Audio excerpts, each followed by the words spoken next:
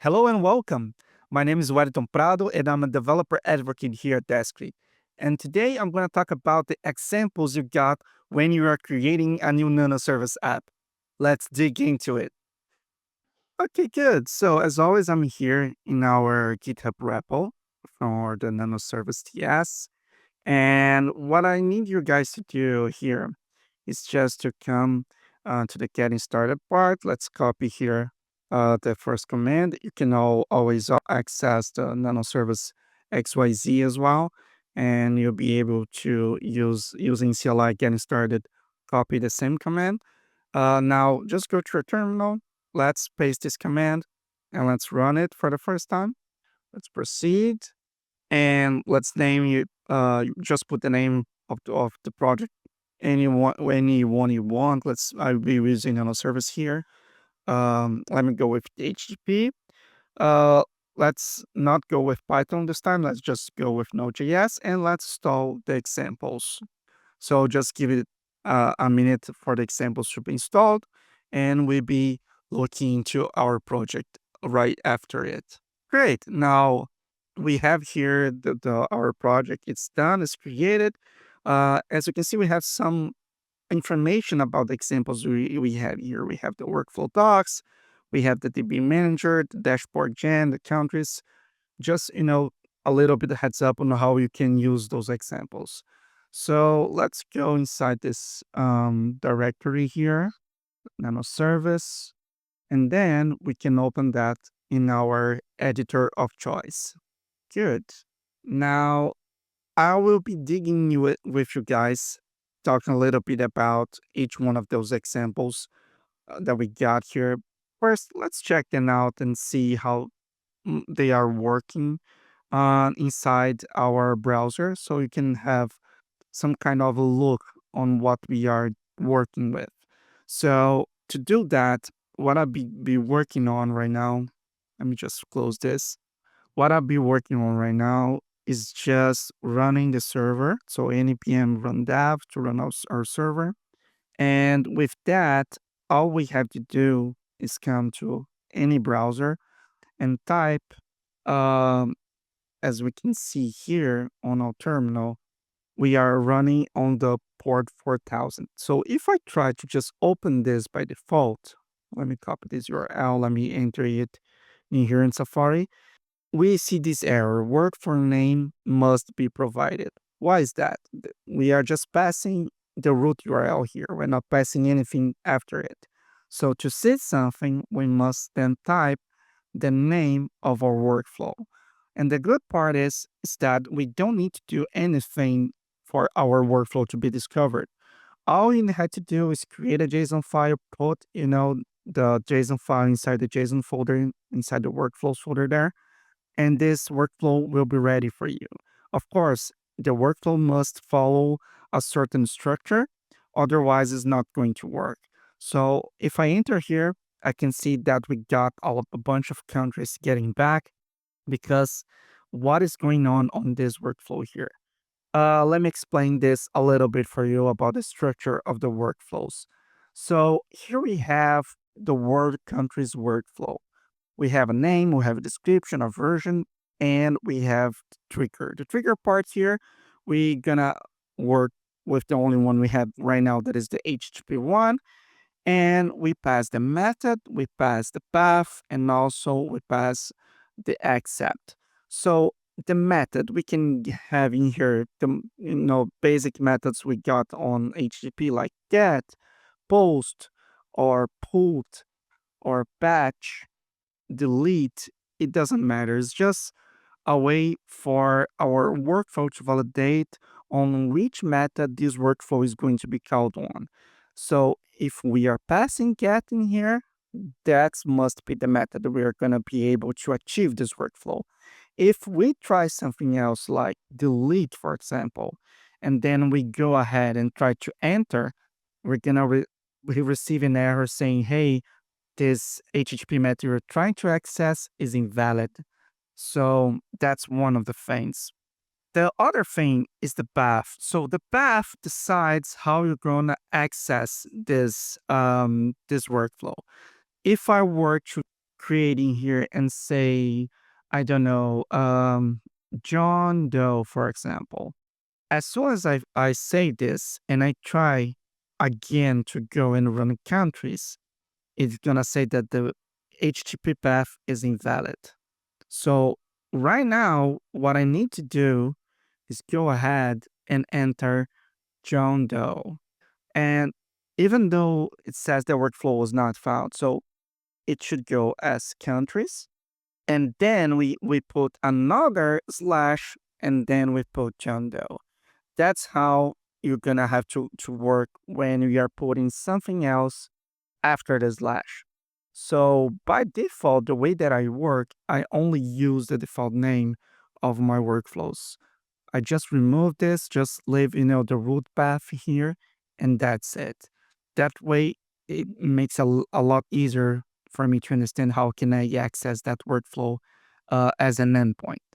Good. Now that we covered this part, we have the steps here on, and these steps are very important because on the steps, you're gonna be putting the nodes, and those nodes will be respecting the order that you put in. So if in this case we have the API call node is going to be the first one to be executed. And that's very important in a workflow. You must understand how you're gonna put your workflows in a sequence, and this sequence must match what we're trying to achieve. So in this case here, we just have an API call. So we are using the Nanoservice-TS API call. And this node is a built-in node, which means that if you go to node modules and you go here inside our Nanoservice-TS package, and we check in here on the API call, you will be able to see how this node is structured and basically what is the logic behind it, right? So this is just an API call node, so it's very straightforward to understand, but just so you can understand where this node is coming from, right? And also just so we can understand also where it's coming from, we have the nodes file inside our SRC here. And the nodes file is the one responsible for implementing our nodes and making them uh, available for use. So every node that you put in here is going to be available on your workflows to be triggered by our HTTP trigger here. So checking out after the steps, we got nodes, and here on nodes, you gotta pass whatever the name you put to your node. So it could be any name here. It doesn't matter. You just can't repeat it. You just can't have the same name for two nodes inside the same workflow. So in this case, we have the get countries API, and in the get countries API, we are using it here. That's how we pass it, right? The same name that we got in here. We have the inputs. If we go back to that node that I just showed you, I was showing you before, that is the API call, you're gonna see we have an input type. We have an input schema, right? So this input schema is important because it allows you to understand what are the inputs you need to pass in order for that workflow to work. So when you basically say here that one of them is optional, for example, then we know that this input is going to be optional on your workflow. It can be set or you don't need to send it, doesn't matter. But when we don't have the optional sign, it means that you have to pass that information, you have to pass that along with your input here. So in inputs, you're gonna pass just like we have in here those input types. We're gonna be passing them in here as well we within our workflow. So as you can see, we have the URL, we have the method, we have the headers, the response type, all being passed. So that's how it works. That's how a node and a workflow is structured. Okay, continuing here, let's go now to the dot and env dot local. Paste copy and paste those three environment variables. If you don't have an open AI API key or you can't get access to one inside their platform for some reason, that's okay. I'll be showing you some examples using it, so if you can follow it along. But those two here are very important for you to pass. So it's the Postgres password, put it as example, and the Postgres user is just Postgres again, and that's it. Now that we set that, open your terminal and go to src, nodes, examples, infra, and Postgres. There you have a Docker compose file. You just have to run it. So if you have Docker installed, just run docker dash compose up minus d. Good. In my case, I had it already running. It's just what it's going to do is just going to set a Postgres database for you, and it's going to run so we can run some examples. And the first example I'm going to be showing you guys is going to be the dashboard gen. So let's open this one here on Safari, and then I will be explaining this one for you guys. Let me just check if the server is running. Okay, the server is running. And then let's enter dashboard dash gen. Okay, good. Awesome. So we already have an example here in place called generate a dashboard with insights. Let's go and click on generate. Oh, I forgot about something. Let me check in here. Okay, I have just forgotten to put the OpenAI API key.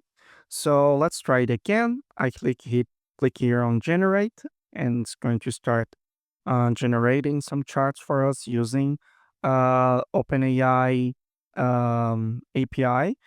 And here we got some charts here, top 5 categories by total sales, customer distribution by country, the top 10 most rented films, number of films by language, total sales by store.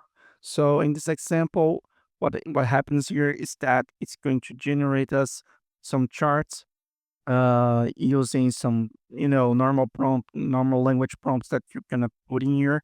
It's gonna go inside our Postgres database that is running on Docker, and with that, it's gonna retrieve the data from it and just show as a chart in here for us. And this is more something for analytics purposes, but it's one of the examples we got ready for you.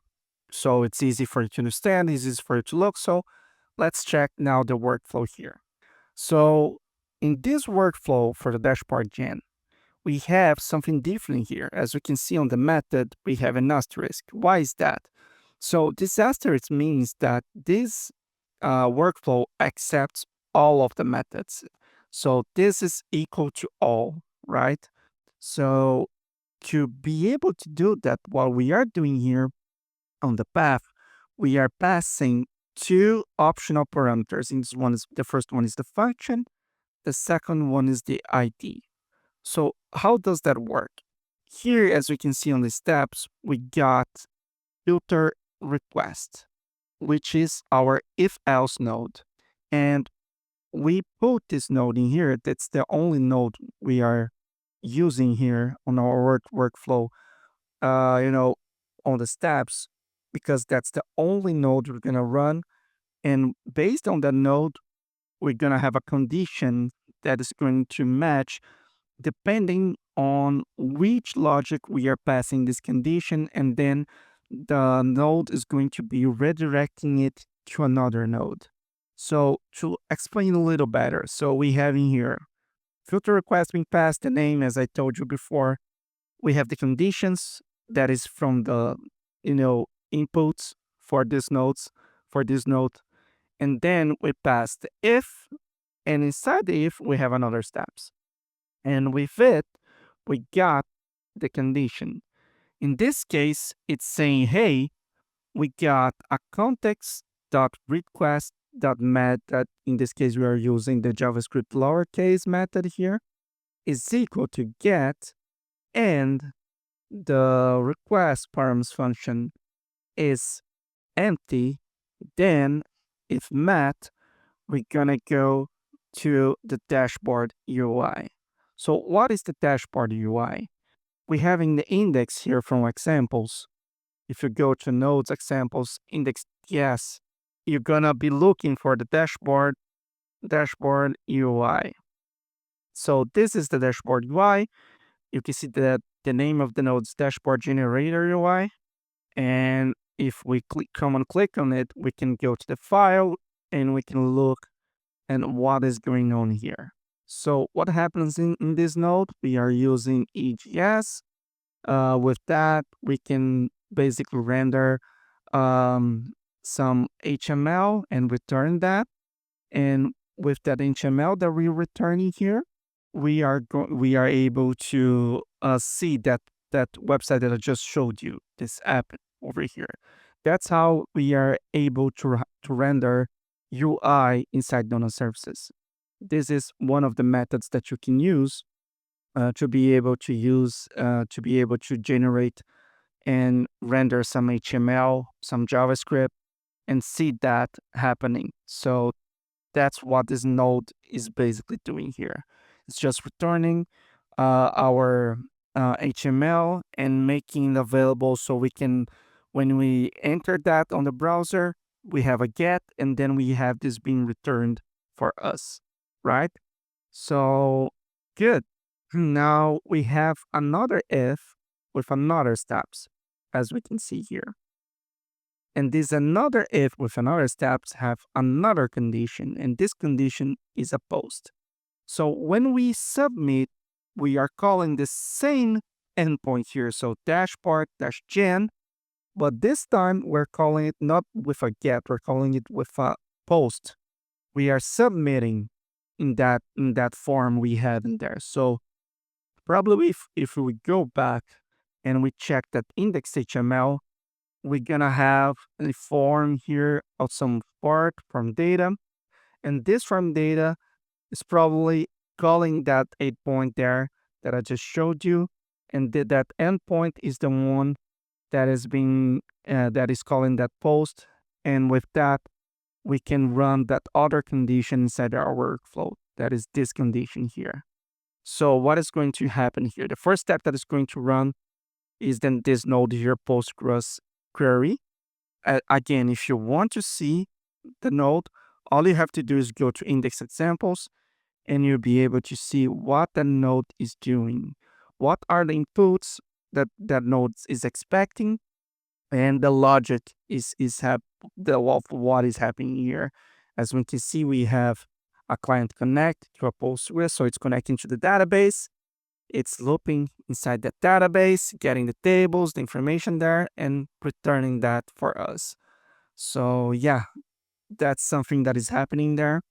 And then we got another Postgres query happening. So to get the relationships, so it's passing something else. To know what is passing, here's just the steps. You come in here and you see the node itself. So in the get relationships, you can see that we have the host, we have the port, we have the database, the user, the password has been passed, and then we have the query. That's how you know what is being executed in that step. And remember, this is only going to be executed if the condition is met. So this is for the post. We have another condition here. Just save to the dashboard. We have another condition here, to get the dashboard by ID. So it's a get, but this get, we have some params on it. And then we have a get dashboards, and we just have an else to say that any method that is outside the ones that is stated on our method above, for example, a method that does not exist, we're gonna return the method not allowed as an error node. So that's how this workflow is working. You can see that also we pass here some information for the AI to be able, so the AI could be able to understand what you have to do. We are passing this as an input here called system. I'm just trying to make sure you understand how we are using the nodes and the workflows and how they are working and how it's possible to achieve something that is uh, a little bit more, not tricky, the word, but a little bit more complex than a just, some country's API or something that is just very basic. Here we are actually creating something that is a little bit more tricky, a little bit more complex, but it's something that we could use on a daily basis. And with this example, you are basically able to build whatever you want here. That's the idea on this video, is to show you some of these examples and explain how they are structured in a way that you can understand and start building your own nano service apps based on this knowledge that I'm trying to explain here for you. And the last thing I want to talk about here is the context. So we can see we have the context vars here, and the context var, let's check this query generator node. So if we go to our example, let's see, query generator node, good. That's the one.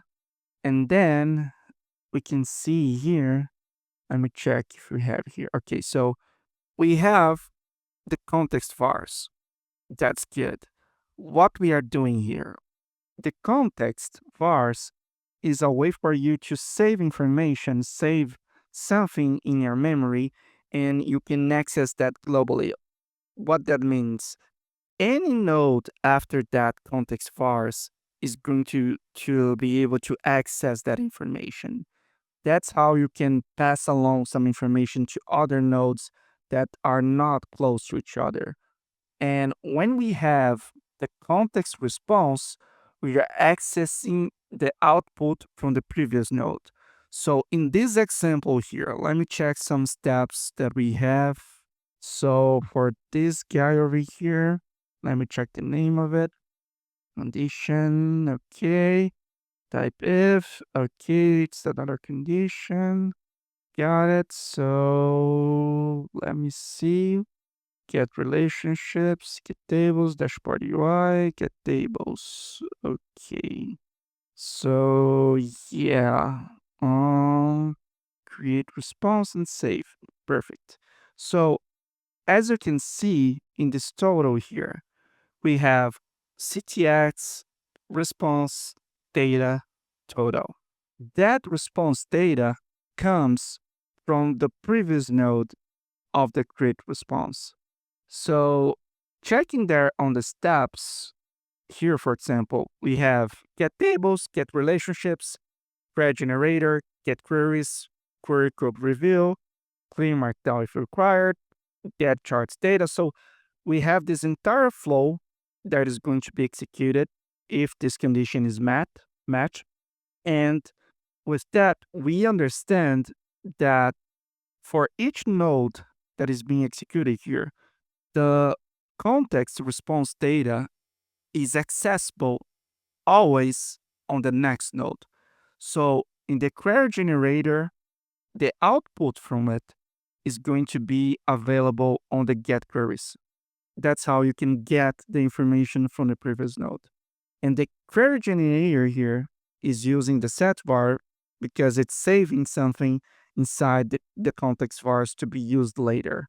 That's why we are passing this other field parameter here, this other property here. It's called setVar because we are allowing this node to save something into our context vars to use that later, and that is basically can be accessible in any node inside these steps here. That's it. That's why we have the steps, because we are putting the nodes in a position where the first node that is going to be executed is the get tables.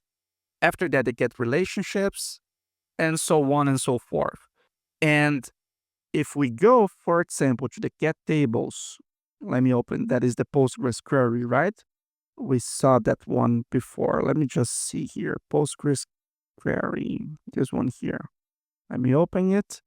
If we look for the context vars, oh, we see here that it has the set var here. Okay, cool. With that, we know we are saving that information. We are saving, or we allowing it to be saved in our context vars, so we can use that later. The information that is coming from the response here, from the output here, is saved, so it can be used later inside this workflow or inside the steps that are being executed. That's how it works. That's how you can use the set var. And same for the context response.